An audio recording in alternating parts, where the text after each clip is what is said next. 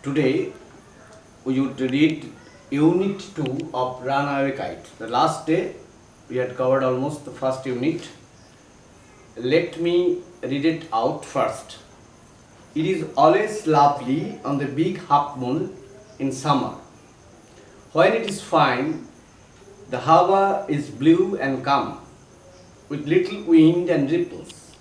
Every summer we had some hobby. The last summer, before Dick and Mimi came, we were crazy about kites. A boy on the mainland showed Claude how to make them. Back on the island, we made plenty of kites. Claude would go around to the other side of the island and we would play shipwrecked mariners, signaling to each other with kites. We had a kite that was big and covered with lovely red paper. We pasted gold tinsel stars all over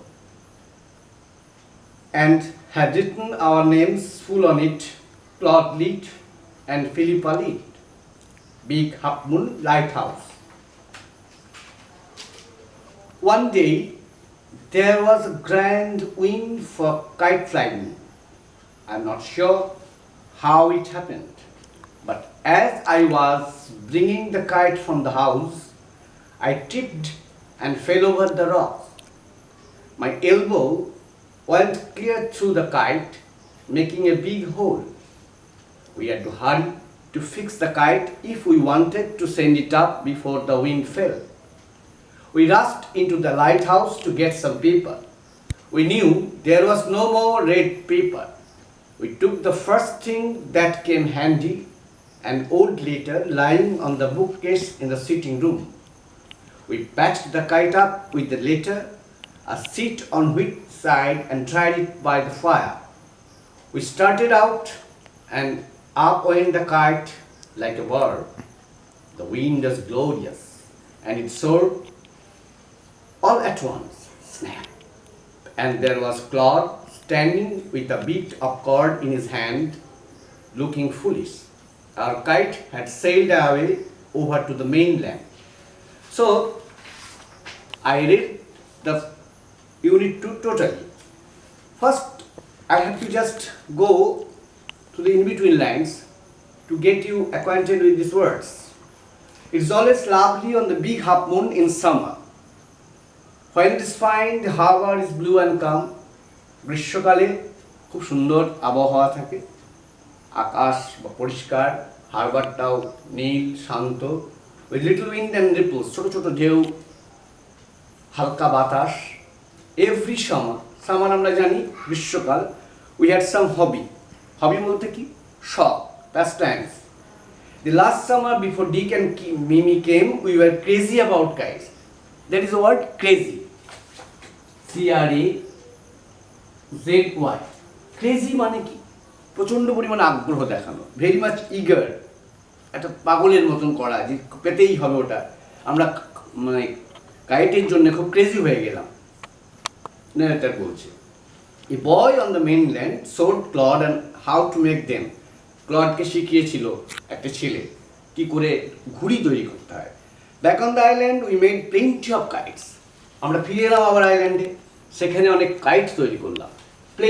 plenty মানে হচ্ছে প্রচুর, plenty মানে লট, প্রচুর সংখ্যায় আমরা ঘুড়ি তৈরি করলাম।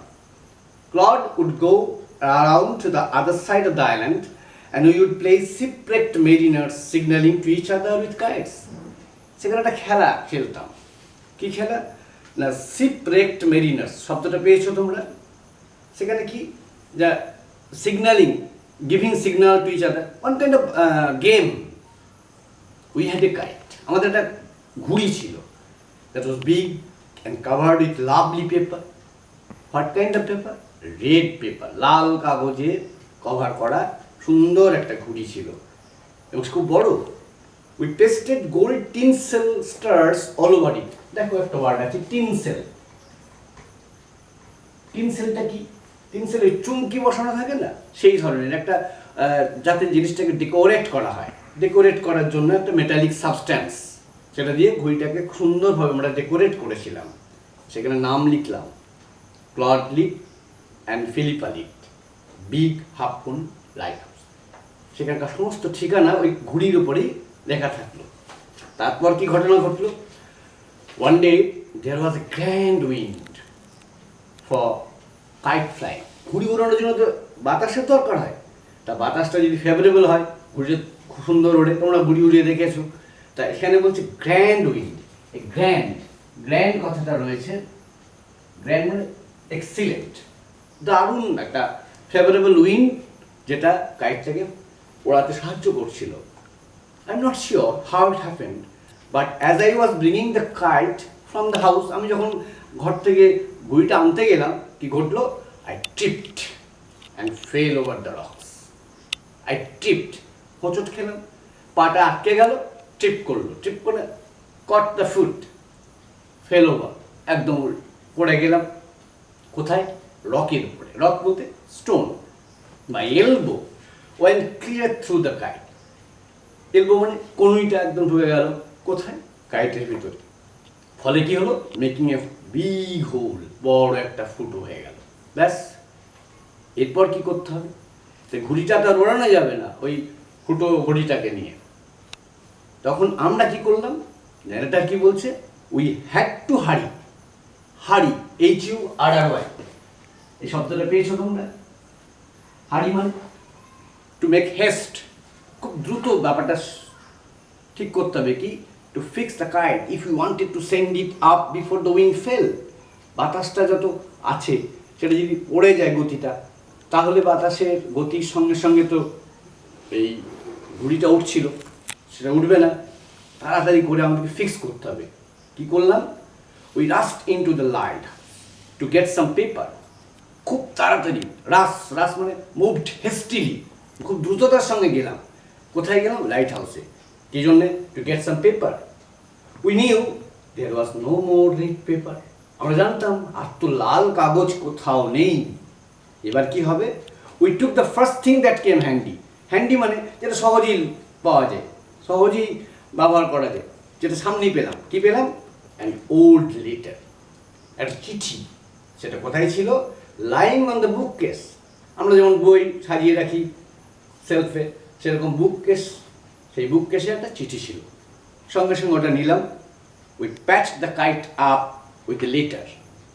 প্যাচ করলাম, আটা দিয়ে আটকে দিলাম। Sit on each side and dried it by the fire. Glue দিয়ে, আটা দিয়ে আটকে দিয়ে আগুনে সেটা সেঁকে নিয়ে কি করলাম? শুকিয়ে নিলাম, যাতে করে ওটা সেট হয়ে যায়। ওই যে একটা হোল হয়ে গেছিলো, সেট করলাম। We started out and up went the kite like a bird. আবার উল্টো ওড়ালাম এবং up went like the bird. এটা উঠতে উঠতে পাখির মতন উপর দিকে উঠল। অসাধারণ অভিজ্ঞতা। দ্য উইন্ড ওয়াজ গ্লোরিয়াস, দারুণ, গ্লোরিয়াস। গ্লোরিয়াস কথাটা পেয়েছো? গ্লোরিয়াস মানে excellent. And it sword, SOAR, সোর মানে floated upward. All at once means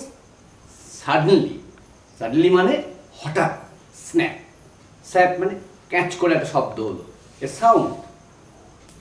And there was Claude standing with a bit of cord in his hand. কি ঘটনা ঘটলো? ঘুড়িটা গেল ছিঁড়ে, ক্লড দাঁড়িয়ে আছে ছোট্ট একটা সুতোর টুকরো নিয়ে, লুকিং ফুলিশ, তাকে দেখে বোকা বোকা লাগছে। Our kite had sailed away over to the mainland. আমাদের কাইটটা কিন্তু আমার হাতে নেই, কাইট কিন্তু উড়ছে, উড়ে উড়ে চলেই গেল। কোথায় চলে গেল? sailed away, floated, sailed, এই যে sailed away মানে floated কোথায়? চলে গেল মেনল্যান্ডে। এই হচ্ছে ঘটনাটা।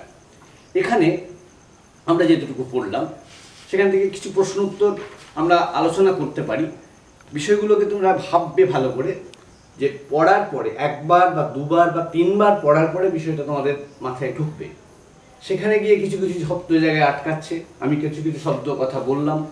আরও কিছু প্রশ্ন থাকলে নিশ্চয়ই পরবর্তীকালে তোমরা প্রশ্ন রাখবে, যেগুলো বোঝানোর জন্য আমরা চেষ্টা করব। Lovely on the big half moon in summer, প্রশ্ন দিতেই পারে তোমাকে, when is the big half moon lovely, when is the big half moon lovely, কি উত্তর হবে? তুই পরিষ্কার বল, দেখতেই পাচ্ছ ফার্স্ট সেন্টেন্সটাতেই আছে, it is always lovely on the big half moon in summer, তুই ওইটাকেই যদি লেখো এটাই উত্তর হয়ে গেল। তোমাকে দেখতেই পারে, when it is fine the harbor is blue and calm with little wind and ripples, every summer we had some hobby, when did they have some hobby? In summer they had some hobby. এবার একটা প্রশ্ন আছে হয়তো, a boy on the mainland showed Claude how to make them, এখানে এই লাইনটা থেকে question কি হতে পারে? হু টট বা who showed Claude how to make kite? Answer is a boy on the mainland showed Claude how to make them. সুতরাং আমি যেটা বলতে চাইছি যে প্রত্যেকটা লাইন ধরে ধরে যদি আমি পড়ি, সেখান থেকে যাই কোশ্চেন হোক, ওখান থেকে কোশ্চেনের প্যাটার্নটা দেখেই তোমার আনসারটা কিন্তু হবে। যে কোনো আনসারের ক্ষেত্রে তোমাকে যদি বলা হয় ইন ফুল সেন্টেন্স আনসার করো, you have to give the answer in full form, not only word, সেখানে কিন্তু তোমার মার্কস কাটা যাবে। খুব কনসাসলি তোমাকে বিষয়টাকে দেখতে হবে। এবার তোমাকে বলা হলো যে fill in the blanks taking information, যেটা আগের দিন আমরা বলছিলাম, তোমাকে একটা সেন্টেন্স লিখে দেওয়া হলো, তার 50% হয়তো দেওয়া হয়েছে বা খানিকটা দেওয়া বাকি আছে, তোমাকে ওয়ার্ডগুলো তুলে নিয়ে ফিল আপ করতে হবে। যেমন ধরো আমি একটা সেন্টেন্স আমি এখানে বলছি, দ্য কাইট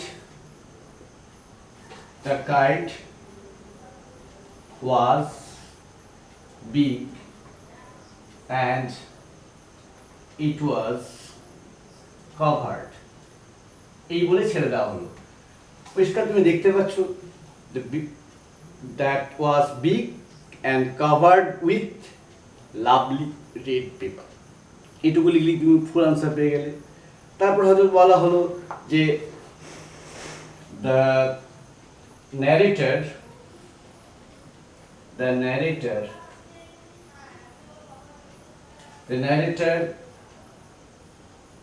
would play একটা খেলার কথা এখানে বলা হয়েছে, সেখানে তুমি এই জায়গাটাকে একটু চেঞ্জ করে নিয়ে লিখলে, they would play shipwrecked mariners signaling to each other and with kites। আমি যেটা জাস্ট একটা স্যাম্পলের কথা বললাম, যে এইরকমভাবে তুমি ইনফরমেশনগুলো তুলে প্রশ্নোত্তরগুলো কমপ্লিট করার চেষ্টা করবে। ওকে, এবার তোমাকে হয়তো বলতে পারে যে ধরো এখান থেকে বলতেই পারে যে স্টেটমেন্ট দিল, একটা স্টেটমেন্ট দিল, এখানে হয়তো দিয়ে দিল রিজন, এরকম ভাগ করে দিল। একটা স্টেটমেন্টটা দেওয়া আছে, তোমাকে রিজন বলতে হবে, অথবা রিজন বলে দেওয়া আছে, স্টেটমেন্ট বলতে হবে। এই প্যাসেজ থেকেই দেবে, তোমাকে বিষয়টাকে ধরে বুঝে সেই আনসারটাকে কিন্তু পিক আউট করতে হবে। যেমন ধরো বলা হলো যে kite had sailed over to the mainland, এইটা স্টেটমেন্টে দিল। রিজন কি? Because the wind was very favourable, it was a grand wind, excellent wind was blowing. এইরকমভাবে তোমাকে একটু ভাবনা চিন্তা করে আনসারটাকে পিক আউট করতে হবে। ট্রু ফলসের কথা আগের দিন বলছিলাম, ট্রু ফলসের স্টেটমেন্ট সাপোর্টিং ওয়ার্ডস বা স্টেটমেন্ট তোমাকে দিয়ে কমপ্লিট করতে হবে। এই ধরনের বিভিন্ন রকমের প্রশ্ন থাকে, তোমরা ওই চ্যাপ্টারে দেখতে পাবে, তোমাদের বই আছে, কম্প্রিহেনশন এক্সারসাইজ আছে, সেখানে কারেক্ট অল্টারনেটিভ এর প্রশ্ন বলা আছে, complete the following sentence with information আছে, স্টেটমেন্ট রিজন বলে একটা ছক চার্ট করে দেওয়া আছে। এইগুলো কিন্তু তোমরা করবে, করার পরে প্রশ্ন উত্তর করার সময় কোনো অসুবিধা হলে আমাদের সঙ্গে যোগাযোগ করবে, বা স্কুল খুললে আমরা সেই টাস্কগুলোকে আমরা দেখে দিতেও পারবো, কিন্তু ব্যাপারটা সম্বন্ধে একটু বোঝার চেষ্টা করবে। আর এর মধ্যে কোনো কোশ্চেন থাকলে নিশ্চয়ই আমাদেরকে কোশ্চেনটা করতে পারবে। ঠিক আছে?